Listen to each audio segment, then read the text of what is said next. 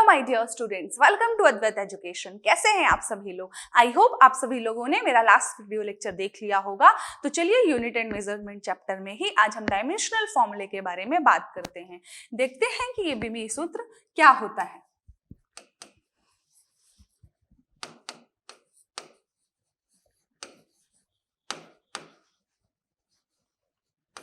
Dimensional formula या विमीय सूत्र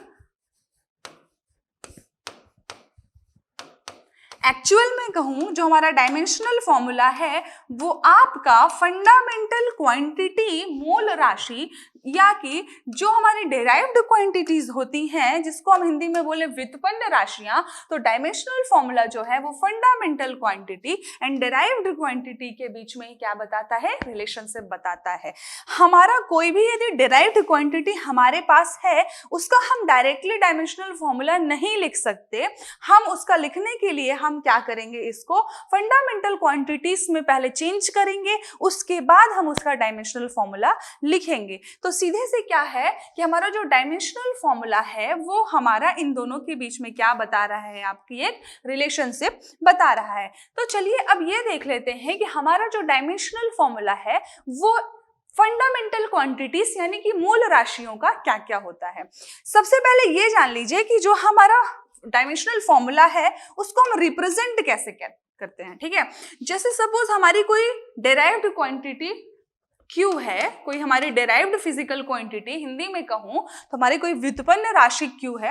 यदि मुझे उसका विमीय सूत्र लिखना है तो हम ब्रैकेट लगाते हैं और उसके अंदर हमारे जिस भी क्वांटिटी का हमें विमीय सूत्र लिखना है डायमेंशनल फॉर्मूला, वो हम यहाँ पर लिखते हैं। लेकिन ये जो होगा ये किसके टर्म में होगा? ये हमारा फंडामेंटल क्वांटिटी के टर्म में ही होगा। बात सिर्फ इतनी सी है, बच्चे घबरा जाते हैं किसी भी चीज का पूछे, बस हमें फॉर्मूले पता होना चाहिए। ठीक है, यदि हमें फॉर्मूला पता है तो हम फॉर्मूला को हम फंडामेंटल में चेंज करके हम उसका क्या कर देंगे? डायमेंशनल फॉर्मूला लिख लेंगे। तो चलिए हम देखते हैं कि हमारी फंडामेंटल क्वांटिटी 7 है, हम सभी को पता है। तो लेंथ का जब मैं बात करती हूँ कि लेंथ का हम डायमेंशनल फॉर्मूला कैसे लिखते हैं, तो उसको हम कैपिटल L से लिखते हैं। ठीक है, कैपिटल L लगाते हैं। मास का हम डायमेंशनल फॉर्मूला कैपिटल M से लिखते हैं। टाइम का हम डायमेंशनल फॉर्मूला कैपिटल T से रिप्रेजेंट करते हैं। टेम्परेचर को हम डायमेंशनल फॉर्मूला में कैपिटल K से, इलेक्ट्रिक करंट को हम कैपिटल A से, ल्यूमिनियस इंटेंसिटी या ज्योति तीव्रता को हम कैपिटल CD से, अमाउंट ऑफ सब्सटेंस या पदार्थ की मात्रा को हम मोल से रिप्रेजेंट करते हैं। अब हमारे 7 फंडामेंटल्स हमें पता है, सभी को याद भी रहते हैं नॉर्मली कि हम ऐसे इनको रिप्रेजेंट करते हैं। अब हमारे पास कोई भी डेराइव्ड क्वांटिटी है, कोई भी व्युत्पन्न राशि हमें दी हुई है, तो उसको हम पूरी कोशिश क्या करेंगे? हम पूरी कोशिश ये करेंगे कि हम इन्हीं के टर्म में क्या कर पाए, इनको तोड़ पाए, और मैक्सिममली हमारा L, M एंड T के टर्म में हमारा क्या होता है? पूरा का पूरा डायमेंशनल फॉर्मूला कन्वर्ट किया जाता है। ठीक है, चलिए आप देख लेते हैं कि मैम डेराइव्ड क्वांटिटी के कैसे निकाले जाते हैं। तो सबसे पहले हम एरिया या क्षेत्रफल की बात करते हैं। हमारा जो क्षेत्रफल होता है लेंथ इनटू ब्रेड्थ। ठीक है, लंबाई गुणे चौड़ाई। अभी हमने देखा कि लंबाई का जो हमारा डायमेंशनल फॉर्मूला होगा उसको हम कैपिटल L से रिप्रेजेंट करेंगे, और चौड़ाई भी एक तरह की लंबाई है, तो उसको भी हम कैसे रिप्रेजेंट करेंगे? कैपिटल L से। तो ये L इंटू L क्या बन गया? L स्क्वायर बन गया। अब हम इसको MLT फॉर्म में लिखेंगे, हमारा जो मेन स्टैंडर्ड फॉर्म है, तो हमारा मास तो यहाँ पे है 0। कभी कभी एग्जाम में कंफ्यूज करने को दे देता, अरे मैम हमने तो सिर्फ L स्क्वायर पढ़ा था, ये M और T कहाँ से लगा दिया? अरे भाई पावर तो 0 है ना, इतना मैथ सभी को पता है, किसी की भी पावर 0 होगी, वैल्यू 1 ही होगा, और 1 का मल्टीप्लाई करेंगे तो क्या होगा? वही चीज आएगी। ओके, तो चलिए इसका क्या हो जाएगा? M की पावर 0, L का क्या हुआ स्क्वायर, T की पावर हो जाएगी 0। तो क्या हो गया? एरिया का MLT फॉर्मूला हमारा dimensional formula L square. Next बात करते हैं वेलोसिटी की। तो वेलोसिटी का जो है हमारा वेग बराबर होता है विस्थापन बटे समय, डिस्प्लेसमेंट अपॉन टाइम। अब डिस्प्लेसमेंट भी जो है एक तरह की लेंथ है, सभी को पता है। किसी पर्टिकुलर डायरेक्शन में जब हम डिस्टेंस तय करते हैं, दूरी तय करते हैं, तो वो क्या कहलाता है? आपका डिस्प्लेसमेंट कहलाता है। डिस्प्लेसमेंट को हम लंबाई कहते हैं, तो लंबाई का हो जाएगा हमारा L, कैपिटल L, और समय का हो जाएगा डिवाइडेड बाय कैपिटल T। ये क्या हो जाएगा? L टी ऊपर जाएगा, इनवर्स बन जाएगा LT पावर -1। LT इनवर्स हमारा क्या हो गया, वेलोसिटी का डायमेंशनल फॉर्मूला। नेक्स्ट बात करते हैं त्वरण एक्सेलरेशन की। त्वरण बराबर होता है वेग बटा समय। वेग का हमने अभी अभी निकाला कितना, LT -1, तो LT -1 LT inverse divided by समय फिर से करेंगे T का, तो हमारा कितना बन जाएगा फॉर्मूला, LT की पावर अगेन ऊपर जाएगी T टू दी पावर -2, तो LT -2 L to the power, त्वरण का क्या हो गया आपका LT to the power -2। Clear हुआ, फॉर्मूला पता था हमारा त्वरण बराबर वेग बटे समय, तो वेग का हमने लिख दिया। अब वेग भी सभी को पता है, तो ये आपस में क्या है, रिलेटेड है। अब चलिए नेक्स्ट है हमारा force is equal to mass into acceleration. अभी अभी हमने देखा कि मास का हमारा कैपिटल M से रिप्रेजेंट करते हैं, एक्सेलरेशन को हमने फाइंड किया ये, तो हम क्या लिख देंगे LT -2। अब हम कंबाइन करेंगे तो हमारा क्या बन जाएगा फोर्स का MLT -2। इज इट क्लियर, ठीक है। चलिए आगे देखते हैं कार्य का। कार्य बराबर क्या होता है, बल गुणे विस्थापन। बल का हमने क्या फाइंड किया अभी अभी, MLT -2। ये है हमारा किसका विमीय सूत्र, हमारा फोर्स का। फोर्स का हो गया विस्थापन। विस्थापन का कहाँ देखा अभी अभी हमने, विस्थापन जो है हमारी पर्टिकुलर जिस मतलब डायरेक्शन में तय की गई दूरी है, तो हमने क्या कर दिया, इसको हमने फिर से लिखा L। तो हमारा जो कार्य का बना वो क्या बन गया, M, देखो L into L, L square हो जाएगा T टू दी पावर -2। तो हमने देखा कि कार्य का विमीय सूत्र क्या बन गया, ML square T to the power -2। Next चलते हैं, नेक्स्ट हम देखते हैं कि पावर इज इक्वल टू होता है वर्क अपॉन टाइम, ठीक है, कार्य बटे समय। तो कार्य का भी अभी हमने निकाला है कितना, ML square T to the power -2 कार्य बटा समय T। तो T, अब देखिए T आ गया, ठीक है, समय, अब T नीचे है फिर से ऊपर जाएगा तो पावर हो जाएगा ML2 T to the power -3, ठीक है। प्रेशर इज इक्वल टू क्या होता है, फोर्स अपॉन एरिया। ओके, हमने फोर्स का भी निकाल लिया है, एरिया का भी निकाल लिया है, तो हमें बड़े इजीली हो जाएगा। फोर्स का क्या निकाला हमने, MLT -2, ठीक है, ये हमारा फोर्स का है। एरिया का क्या हो जाएगा, L स्क्वायर, तो हमने क्या हो जाएगा, ये ऊपर जाएगा तो आपका बन जाएगा ML to the power -1 T to the power -2। ये मैथ्स तो सभी को क्लियर होगी, ठीक है। तो बच्चा चाहे किसी भी स्ट्रीम से हो, आर्ट से हो, बायो से हो, मैथ से हो, साइंस से हो, सभी के लिए एकदम बेसिक से बताया मैंने। एरिया से स्टार्ट करेंगे, मतलब ये एकदम बेसिक है। आपको ये पता है ना, तो किसी भी चीज का आ जाए, ग्रेविटेशनल फोर्स का आ जाए, ठीक है, कैपिटल G क्या आ जाए, अभी आगे अपन निकालते हैं, चलो ठीक है। तो क्लियर हुआ, चलो नेक्स्ट आगे बढ़ते हैं। इतना क्लियर। नेक्स्ट है हमारा डेंसिटी, घनत्व का। घनत्व बराबर क्या होता है, द्रव्यमान बटे आयतन। द्रव्यमान का क्या होता है M, ठीक है, डिवाइडेड बाई आयतन करेंगे तो क्या हो जाएगा L cube, L into B into H, सभी को पता है, लंबाई गुणे चौड़ाई गुणे ऊंचाई। तो हमारा डेंसिटी का फॉर्मूला बन गया ML to the power -3 T to the power 0। Okay, चलिए आगे देखते हैं, ये क्या है, ये आ गया हमारा सार्वभौमिक गुरुत्वाकर्षण नेतांक या स्थिरता, यूनिवर्सल ग्रेविटेशनल कांस्टेंट का फॉर्मूला। अब देखिए, अभी आगे हम ग्रेविटेशनल चैप्टर में पढ़ेंगे भी, ठीक है। ग्रेविटेशन में F इज इक्वल टू क्या होता है, Gm1m2 बाई R स्क्वायर, वहां भी निकाल के बताऊंगी, पर अभी भी देख लीजिए।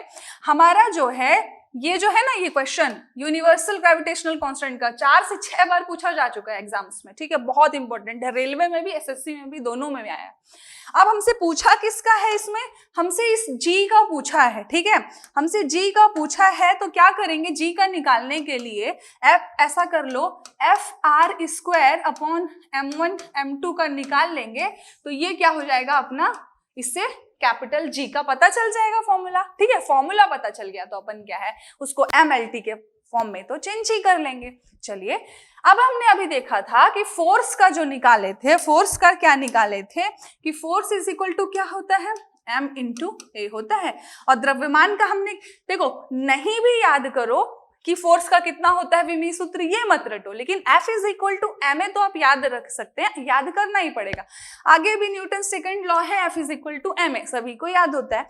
तो ये हमको पता है, तो हम तुरंत लिखेंगे m से a, और एक्सेलरेशन सभी को पता है L-t-2, तो ये आ गया हमारा फोर्स का, और हमारा r स्क्वायर का मतलब हो जाएगा L स्क्वायर, नीचे है m1 इंटू m2, यानी कि दो द्रव्यमान का गुणा हो रहा है, तो दो द्रव्यमान का गुणा होगा तो m स्क्वायर बनेगा। आगे हम देखते हैं, इसको हम लिख लेते हैं ml⁻³ t⁻⁻2 divided by m square, तो ये हमारा निकल के कितना आ जाएगा, m ऊपर जाएगा m⁻⁻1 L3 t⁻⁻2। तो हमने देखा कि हमारा जो कैपिटल G का हमारा जो आता है, कैपिटल G का डायमेंशनल फॉर्मूला विमीय सूत्र m इनवर्स L⁻3 t⁻⁻2। ठीक है, क्लियर हुआ? टफ तो नहीं लगा होगा। F is equal to G_m1 m2/r², G का हमने फॉर्मूला निकाला और हमने क्या कर दिया, विमीय सूत्र फाइंड कर दिया। ठीक है, ये कंप्लीट हुआ। नेक्स्ट देखते हैं, नेक्स्ट क्या देखते हैं, लेटेंट हीट या कि गुप्त ऊष्मा, इसको क्लियर करना पड़ेगा। ठीक है, लेटेंट हीट का जो हमारा फॉर्मूला होता है L is equal to Q/m। अब हमारा जो Q होता है ना, Q होता है एनर्जी कितनी रिलीज या एब्जॉर्ब की जा रही है, डिवाइडेड बाय m, तो इसको मैं एनर्जी भी लिख सकती हूँ, एनर्जी डिवाइडेड बाय m। अब एनर्जी कहें या वर्क कहें एक ही चीज है। वर्क अभी हमने पढ़ा है कि क्या होता है, वर्क इज इक्वल टू कार्य बराबर होता है बल गुणे विस्थापन, F इंटू डी लिख सकते हैं। ठीक है, अभी हमने फोर्स का फाइंड किया था, force is equal to m into a, तो ये पूरा क्या बन गया, m into a into d बन गया। m का हो जाएगा m, एक्सेलरेशन का हो जाएगा L-t-2 और d का हो जाएगा लंबाई, तो क्या बन गया, m L² t-2। फॉर्मूले से निकाल लिए वर्क का, तो वर्क या एनर्जी का ऊपर लिखेंगे m L² t-2 divided by mass, mass का हो जाएगा कैपिटल M, ये कैंसिल, तो हमारा ऐसे कैंसिल नहीं होता है, चलो में कैंसिल हुआ तो हमारा क्या बन जाएगा, L² t-2, आप लिख सकते हो m⁻�0। क्लियर हुआ? कुछ भी नहीं याद करना है, हमें फॉर्मूले पता होने चाहिए, हम बड़ी आसानी से डायमेंशनल फॉर्मूला निकाल सकते हैं। ठीक है, नेक्स्ट बात करते हैं ना, क्लियर हुआ?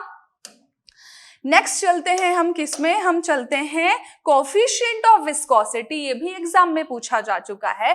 कोफिशिएंट ऑफ विस्कोसिटी आपका ईटा होता है, ये ईटा कैसे आता है, हमने फॉर्मूला पढ़ा है, F इज इक्वल टू होता है ईटा A dV/dz, जहां पर ये सब क्या है, हमारा ईटा जो है ये कोफिशिएंट यानी कि श्यानता गुणांक कहलाता है। F फॉर फोर्स, F जो है हमारा इसका मतलब होता है बल, ठीक है, फोर्स, A हो जाता है एरिया, और ये जो dv है ये चेंज इन वेलोसिटी है, या कि आप बोलो कि वेलोसिटी बोल सकते हो इसको। ठीक है, यहाँ वेलोसिटी और dz जो है चेंज इन लेंथ, तो इसको हम बोलेंगे लेंथ, तो ये रिप्रेजेंट कर रहा है। बस अब हमको पता चल गया, अब हम ईटा का वैल्यू निकाल लेते हैं। जो हमारा ईटा का फॉर्मूला निकलेगा, ठीक है, ईटा का जो फॉर्मूला निकलेगा वो कैसे निकलने वाला है, ईटा इज इक्वल टू हो जाएगा F/A, ए इधर चला गया, अब ए इधर जाएगा तो ये कितना हो जाएगा, उल्टा हो जाएगा आपका, dV/dz है तो ये क्या बन जाएगा, dz/dV बन जाएगा। चलो, अब फोर्स का हमने अभी निकाला था, क्या निकाला था, फोर्स का भी अभी हमने निकाला था कि F इज इक्वल टू होता है m इंटू ए, और m का होता है कैपिटल M और a का होता है L-t-2, तो हमने अभी लिखा फोर्स का m L-t-2 लिख दिया। ओके, एरिया को हमने लिख दिया L²। ओके, dz को भी हमने बोला लंबाई को रिप्रेजेंट कर रहा है, तो हम यहाँ लिखेंगे L, और dv को हमने कहा वेलोसिटी को रिप्रेजेंट कर रहा है, तो हम लिखेंगे L-t इनवर्स। अब हम इनमें से देखते हैं क्या क्या कैंसिल हो रहा है। एक हमारा L ये कैंसिल हुआ, तो हमारा जो फॉर्मूला बन के आ रहा है वो क्या बन के आ रहा है, m L-t-2, ये पूरा बच गया, नीचे से हमारा L बच गया, और इंटू क्या हो जाएगा L² टी इनवर्स। ठीक है, अब इसको भी अपन मल्टीप्लाई कर देंगे तो क्या हो जाएगा, M L inverse T to the power -1। तो ये आ गया हमारा श्यानता गुणांक का क्या, विमीय सूत्र M L inverse T inverse. ठीक है, ये है जो हमारा, ये किसका है, ये ईटा का है विमीय सूत्र। क्लियर हुआ? किसी भी चीज का पूछे, ये 3 मैंने लास्ट के टफ इसीलिए बताए क्योंकि किसी भी चीज का आपको पूछेगा, आपको फॉर्मूला पता है तो आप बड़ी आसानी से उसका विमीय सूत्र निकाल सकते हैं। तो चलिए आज के इस लेक्चर को यहीं पर समाप्त करते हैं, मिलते हैं नेक्स्ट लेक्चर में। Thank you class.